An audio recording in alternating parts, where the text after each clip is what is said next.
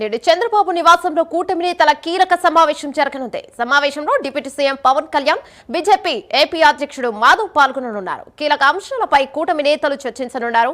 మహిళా reservation bill, delimitation పై చర్చించే అవకాశం ఉంది. దీనిపై ఇప్పటికే వివిధ రాజకీయ పార్టీలకు సీఎం చంద్రబాబు లేఖ రాశారు. రాజ్యసభ సభ్యుల అభ్యర్థుల ఎంపికపై చర్చించే అవకాశం ఉంది. స్థానిక ఎన్నికలపై చర్చించనున్నారు నేతలు. ఇతర నామినేటెడ్ పదవులపై చర్చించనున్నారు.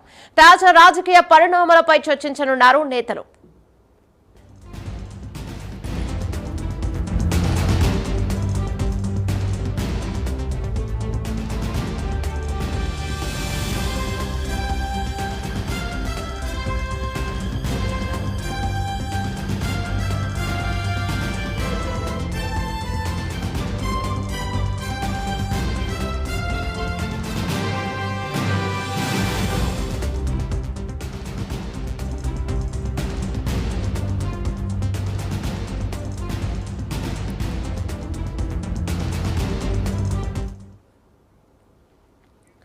నేడు చంద్రబాబు నివాసంలో కూటమి నేతల కీలక సమావేశం జరగనుంది. సమావేశంలో deputy CM Pavan Kalyan, BJP AP అధ్యక్షుడు మాధవ్ పాల్గొననున్నారు. కీలక అంశాలపై కూటమి నేతలు చర్చించనున్నారు.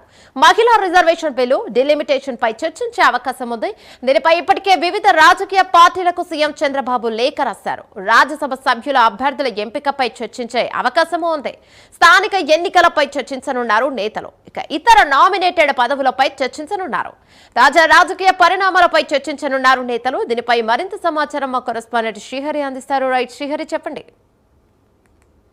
చంద్రబాబు నివాసంలో కూటమి నేతలు కీలక సమావేశం అయితే నిర్వహించనున్నారు. అయితే ఈ రోజు సాయంత్రం 5 గంటలకు చంద్రబాబు క్యాంపు కార్యాలయంలో డిప్యూటీ సీఎం పవన్ కళ్యాణ్ తో పాటు బీజేపీ రాష్ట్ర అధ్యక్షుడు మాధవ్ తో అయితే సమావేశం అవనున్నారు. అయితే ఏదైతే కీలక అంశాలపైన కూడా వీరు ముగ్గురు కూటమి నేతలు ఎవరైతే ఉన్నారో ముగ్గురు కూడా చర్చించే అవకాశం కనబడుతుంది.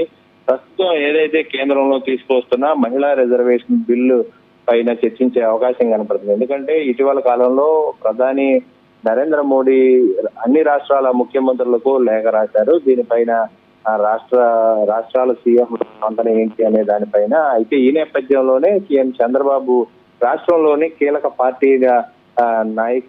పార్టీల నేతలు ఎవరైతే ముఖ్య నేతలు ఉన్నారో వారికి కూడా లేఖ రాశారు నిన్న. అయితే ఈ నేపథ్యంలోనే ఈ రోజు సాయంత్రం 5 గంటలకైతే చంద్రబాబు క్యాంపు కార్యాలయంలో ముగ్గురు నేతలు కూడా కలిసి దీనిపైన చర్చించే అవకాశం కనబడుతుంది. కేంద్రంలో తీసుకొస్తున్న మహిళా రిజర్వేషన్ బిల్లు ఏదైతే ఉంటుందో దానికి అనుకూలంగా బిల్లు పాస్ అయిన తర్వాత చేపట్టాల్సిన విధి విధానాలపైన కూడా ఈ ముగ్గురు చర్చించే అవకాశం అయితే కనబడుతుంది. ఇప్పటికే దీనిపైన రాష్ట్రంలో ఏదైతే రాబోతున్న ఈ పార్లమెంట్ లో బిల్ పాస్ అయిన తర్వాత దేశవ్యాప్తంగా ఏదైతే తీసుకోవాల్సిన దానికి నిబంధనలు ఏవైతే ఉన్నాయో ఆ నిబంధనలను కూడా పాటించాలని చెప్పని ఇప్పటికే ఒక నిర్ణయానికి వచ్చినట్టుగా కూడా తెలుస్తుంది. అయితే దేశవ్యాప్తంగా నియోజకవర్గాలకు సంబంధించి కూడా పునర్విభజన సంబంధించి పార్లమెంట్ లో బిల్లు పెట్టబోతున్న నేపథ్యంలో ఈ అంశం పైన కూడా నేడు కూటమి నేతలు అయితే చర్చించే అవకాశం కనబడుతుంది. దీంతో పాటు రాజ్యసభ సభ్యులు అభ్యర్థుల ఎంపిక పైన కూడా 3 పార్టీ నేతలు చర్చించే అవకాశం. ఎందుకంటే ఇటీవల కాలంలో 4 రాజ్యసభ స్థానాలు ఏవైతే ఉన్నాయో అవి కూడా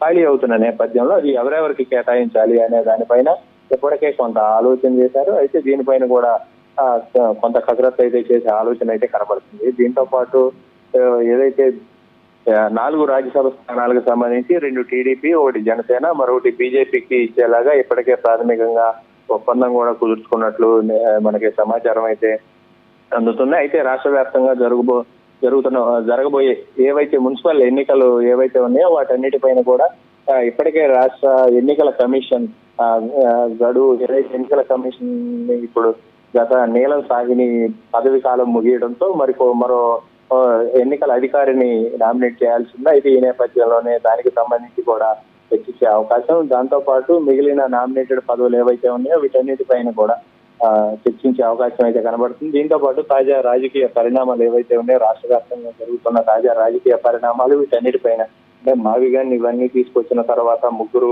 నేతలు కలిసిందే లేదు. అయితే ఇప్పుడు ప్రస్తుతం ఈ కలయికలో దానిపైన కూడా చర్చించే అవకాశం అయితే కనబడుతుంది. Court studio. Right, thank you Srihari.